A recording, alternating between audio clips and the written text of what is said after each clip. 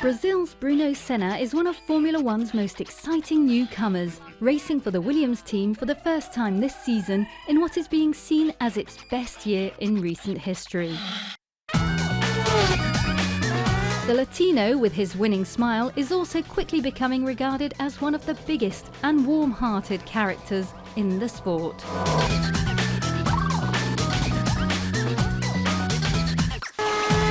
His easy manner and deep-rooted passion for motor racing is evident for the world to see, and it reminds those who follow the sport closely of another Brazilian driver with whom Bruno also shares a striking physical resemblance, his uncle, Ayrton Senna.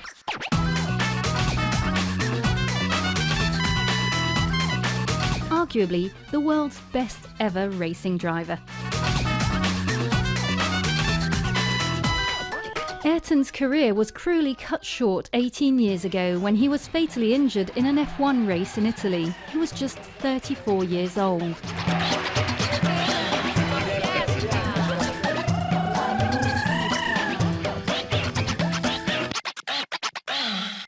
Now his nephew has joined the very team for which he raced when he died, which can only be described as an incredibly brave thing to do. First of all, I'm really happy to be part of the team. The team has great history, great heritage. And a very important part of that history was the golden year in which Ayrton signed a contract with the Williams team in 1994. Ayrton was considered the driver to beat in the sport, and his signing was a real coup for the British team.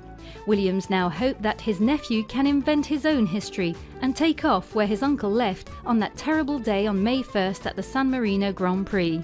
The pair share a very similar looking helmet in Brazil's vibrant colours, but the question on everyone's lips is, do they share the same skill?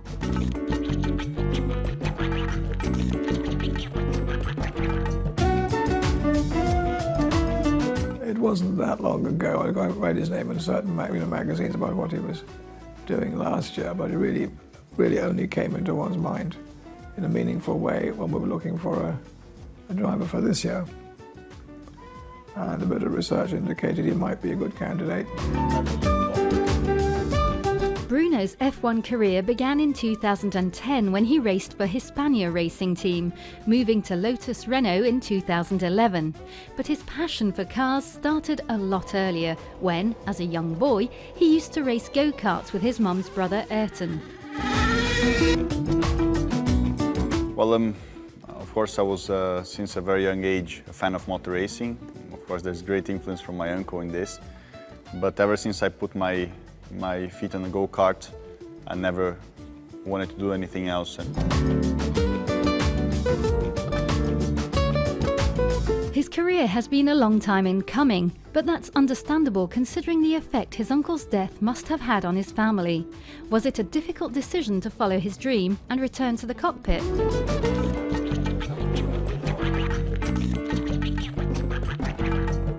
Not for me, more for my family, for sure. To me, it was always a dream to come back, and even though it was a bit of a different career to most of the guys, you know, here I am in Formula One, and it's really thrilling to be here. In many ways, Bruno's family, and his mum in particular, never really left the racing scene, setting up a foundation to help Brazilian children after Ayrton's death. But some now question how they cope with Bruno driving for the same team that was accused of manslaughter after the accident. I think being at Williams is great. You know, it's proof that we have absolutely no hard feelings for the team. We know that they did everything they could to give him the best car possible, and you know, it's very honoring to be in a team that has won championships. Now has just won a race very recently, so it's all in really good spirits, and pressure is on to get results because it's the way I can keep in the sport.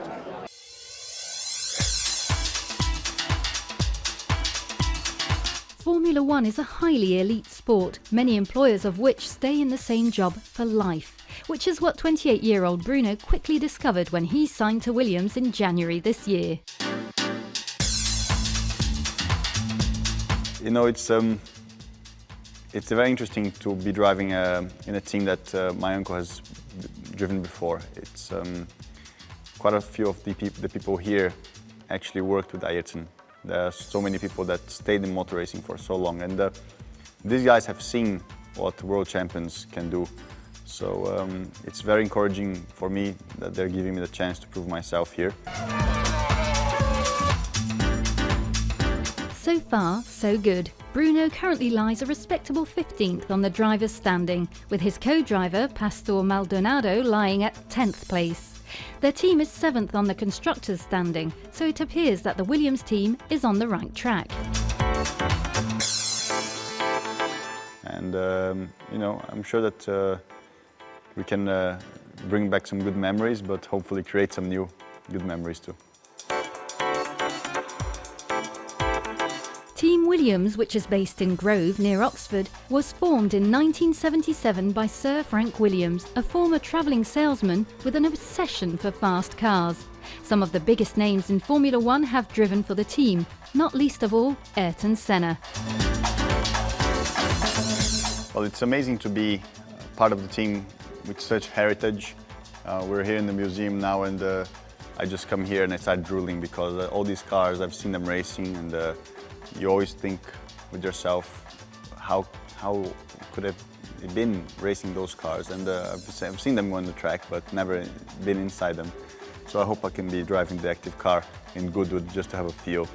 But you know, in fairness, it's just great, and I hope that we can be part of this history and write a good chapter. Bruno's earlier chapters saw him winning in Formula 3 and in the GP2 series, and now he's desperate to prove that he can be just as successful as his uncle in Formula 1.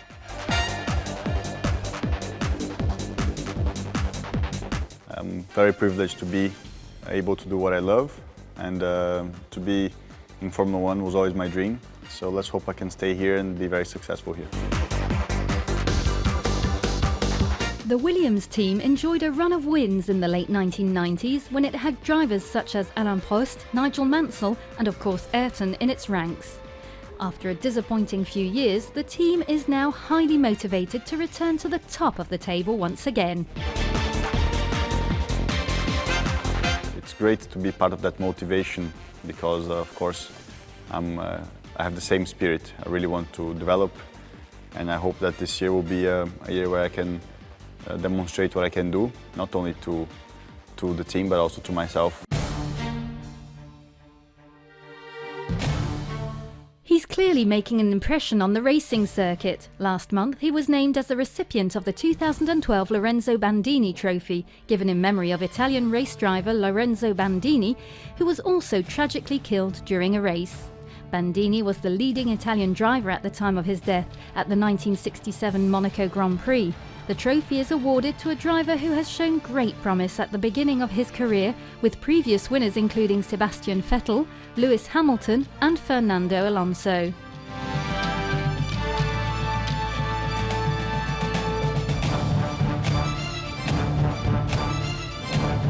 It just feels great motivation because we know we have a race-winning car and we know that we can be in the top 10 consistently. So the development is great and we are really looking forward to the next few races.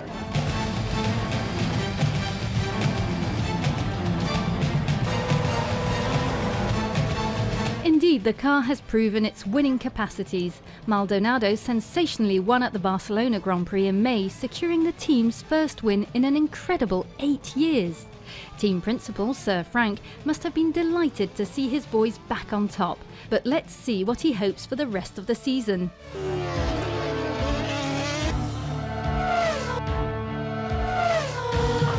We need points, and the reason we need points is it establishes your market value, it keeps you on television, which is attractive to the people who sponsor you, and it also has its own commercial value via Mr. Ecclestone and the money for the following season. So obviously points is the first and obvious answer, but above all we just want to see our racing cars running further towards the front that they have been in recent previous years.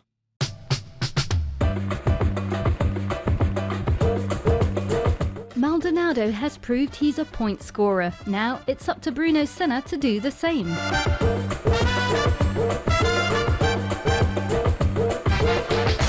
you know, if I can be scoring points, if the car is a point scorer, I want to be every time at 100% of what the car can do.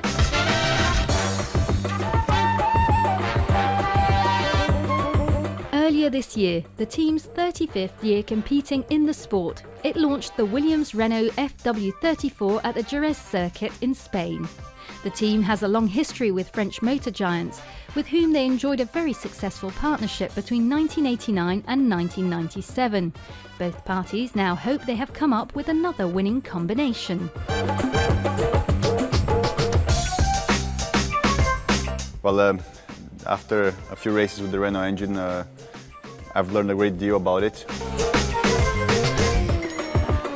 The French manufacturer's RS27 V8 power unit is renowned for its drivability, flexibility and durability, and appears to be providing the FW34 with a strong performance platform this season. It's a very good unit, has very good drivability, and I'm sure this is going to be a big improvement for the team, because as a driver, especially with the Pirelli tires, which are very difficult to manage during a race stint, you need to have every weapon you have in your hand to make sure that your stint is good. The car has also got a string of new design elements, carrying fewer than 5% of the parts from last year's FW33. I'm sure that we can develop the car even better with the Renault engine, and it should be interesting to give them some feedback compared to my previous experience with the engine. It's of course not Bruno's first experience with a Renault engine, having driven last year for Lotus Renault. However, after a disappointing season as test driver, he was not resigned. Lotus's loss was Williams' gain. When you're in Formula One, you're always enjoying and learning, so last year was a very strange, different year, but it was great in a way because it put me in a position to be here now, and I guess this will be my most exciting year so far, and hopefully it will be my best year, and every year after this will be even better. Brazilian Bruno co-pilots another Latino spirit, Pastor Maldonado, who comes from Venezuela. In fact, the driver, who is 1 year younger than Bruno, was the first Venezuelan racing driver ever to win a Grand Prix when he crossed the line first in Barcelona. The men not only share their South American heritage, but also a great respect for each other. Well, Pastor is a great driver. I've raced against him in GP2. And for 2 years, and we always get along well. He's been a very tough opponent in the past, and he's going to be even tougher now in the same car. So for sure we're going to be trying to beat each other, but as teammates we're going to collaborate with each other and bring the team forward. Their relationship is clearly one of friendship and compatibility, which can't be said for all the teams in Formula One. Another relationship Bruno cherishes deeply is the one he shares with the Williams team engineers, headed up by experienced technical director Mike Coughlin.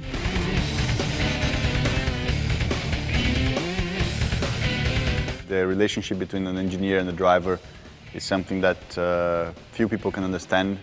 You need to really be gelling very well with your engineer, because first there is a respect relationship. Both of you need to respect each other, but also you need to work in the right way. You need to understand each other very well, and all that can make the difference on your results for the end of the year. Sao Paulo-born Bruno has received an enormous amount of help and support from a number of Brazilian companies in his career to date, such as leading telecommunication giant Alcatel.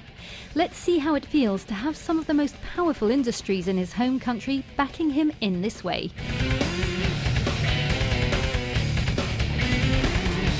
Well, it's of course a great reason of pride for me to be Brazilian right now. Brazil is in a great moment economically, and the companies are so strong. They are supporting me. It's all these guys that are the top in their own areas, and definitely having them to give me backing is a reason of great pride, because they chose me to be to be sponsored and help me to start my career in Formula 1 properly right now. So I'm sure that we can have a long history together. And the ones that have been with me for many years, we have a great relationship and hopefully build a great relationship with the ones that are coming right now. Brazil's love of the Sennas began in the 1980s with Bruno's uncle. Senna. The public adored the brilliant driver, with massive crowds coming to watch him at the Brazilian Grand Prix each year.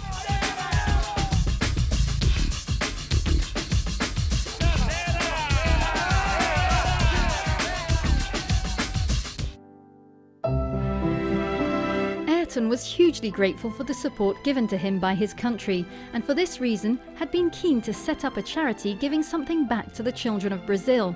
Sadly, he didn't get the chance, which is why his older sister, Viviane, with whom he had shared his dream, launched the Instituto Ayrton Senna shortly after his death. Instituto Ayrton Senna is a non-profit organisation that researches and produces knowledge to improve the quality of education in large scale across the country.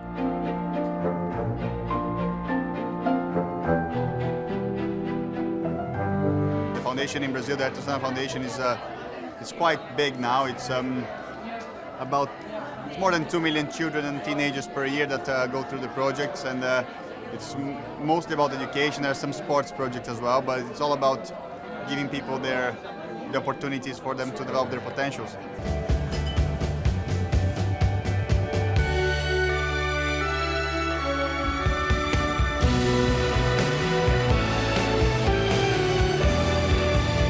The kind-hearted Brazilian also supports the Amber Fashion Show, a highlight of the Monaco Grand Prix where the world's most talented drivers swap their leathers for designer clothes and strut their stuff for charity. This year, Bruno and his colleagues helped raise more than €500,000 for the Special Olympics organisation, which makes sport more accessible to children and adults with intellectual disabilities. How does it feel? Hardcore. It's pretty cool. I mean, it's always good to do stuff for charity, and yes, it's every year this is a great event, so it's very exciting.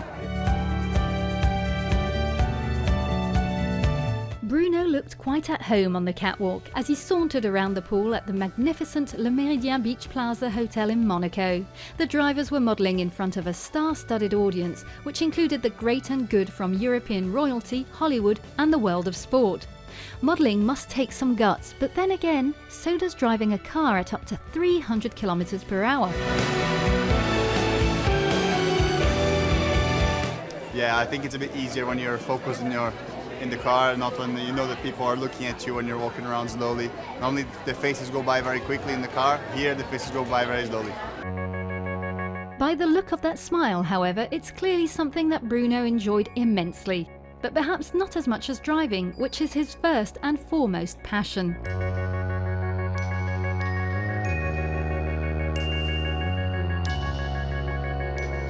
Let's see how Bruno prepares himself for the start of an adrenaline-inducing Grand Prix event. Well, normally during the morning you're trying to, as much as possible, keep calm.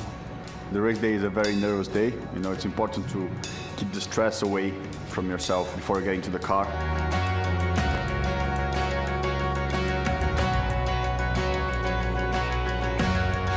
That must be easier said than done. What thoughts usually go through his mind when he is getting ready for the start of a Grand Prix?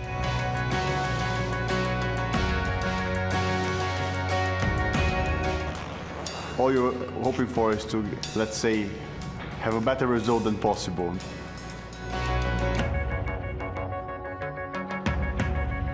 Once he's up and running, what is the first thing he will do when he gets down to the team garage before the race?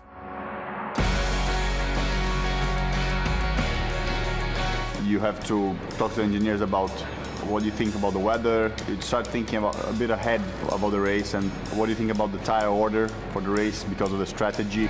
The longest Grand Prix ever was the Canadian race last year, which lasted 4 hours, 4 minutes and 32 seconds. So it's important to attend to a few personal needs before heading out on the track. Normally you go for a quick pit stop in the toilet. Once he has physically prepared for the race, let's see how he gets himself ready spiritually.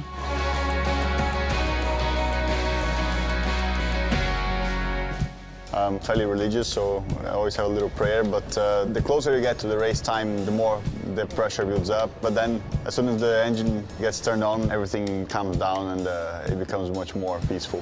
It is critical to remain calm when driving at speeds of up to 300 kilometers per hour, and many teams use sports psychologists to ensure that a driver can exert unwavering mind control during a race. During this formation lap, the most important thing is to keep weaving, keep putting energy into the tires, into the brakes. A formation lap is the lap before the start of the race, when the cars are driven round to form up on the grid. It's important to start the race on race start mode, which is these two switches here, so that it's easier to find the right revs on the engine. Sometimes called the warm-up or parade lap, the formation lap is a vital component of the race and allows the drivers to get a feel of the car in particular conditions on D-Day. Just before you form up on the grid, you have to do a few burnouts to make sure the surface of the tire is warm enough. There are strict rules regarding the formation lap. No practice starts are allowed, whilst overtaking is also banned unless passing a car that has a technical problem. What's the best way to drive the perfect formation lap? Find the right revs on the rev counter here, otherwise you have too much wheel spin or you have a bog down. It's crucial to get the formation lap just right, so you find yourself on the grid at the right time and in the right place. So immediately, as soon as you start, you just drop the right clutch as fast as possible to react for the lights. Mode 1 for the start. Before the start is always high adrenaline. I've been using my heart rate monitor and the heart rate gets up to 185 before the race starts. Last car's just getting to the grid now. But as soon as the lights are on, it's very funny because the focus just goes straight to the lights. Get ready. And you forget about everything else, and then you just react to the lights, and then race is on. A green light used to signal the start to a Grand Prix, but now a sequence of red lights are used to indicate go.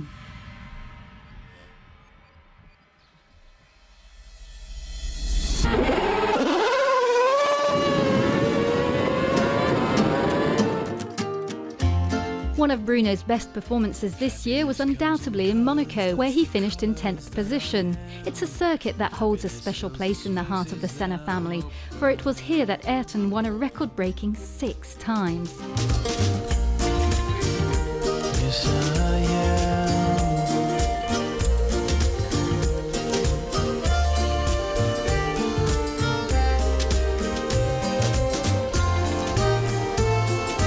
Of course, we have a big family history here, and I've won here myself in GP2, which is really cool. So you know, it's always, everybody looks forward to the Monaco Grand Prix. We're all definitely on the competitive side here. Winning here is always a great thing on your CV. So it's one of those races that you want to start in front and finish ahead.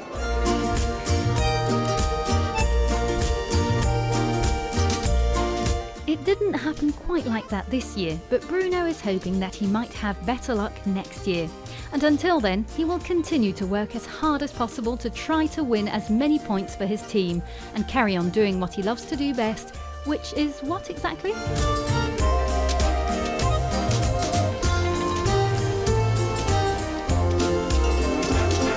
You know what is taking corners fast and competing with the best drivers in the world is everything you need to be a happy man. It is impossible not to see the happiness written all over this young man's face as he follows in the footsteps of his world-famous uncle, who still, for many, is the greatest F1 driver ever to have lived.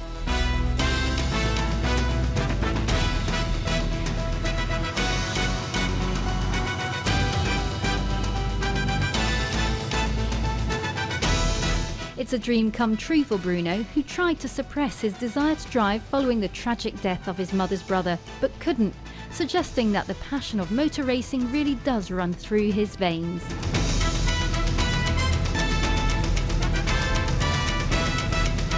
Everyone is now waiting and watching to see if Bruno possesses anything like as much talent as his uncle, including Sir Frank. Well, there's a romantic side of one's mind that says, I wonder if he's as good as his uncle. This would be fantastic if he is. But I'd just like to see him be a surprise for everybody. It'd be a nice story. And if Ayrton was still alive today, you can be sure that he would be his nephew's biggest fan. Ayrton once famously said, "If you think I'm fast, wait until you see my nephew Bruno." So maybe, just maybe, this story is going to turn into a once-in-a-lifetime fairy tale.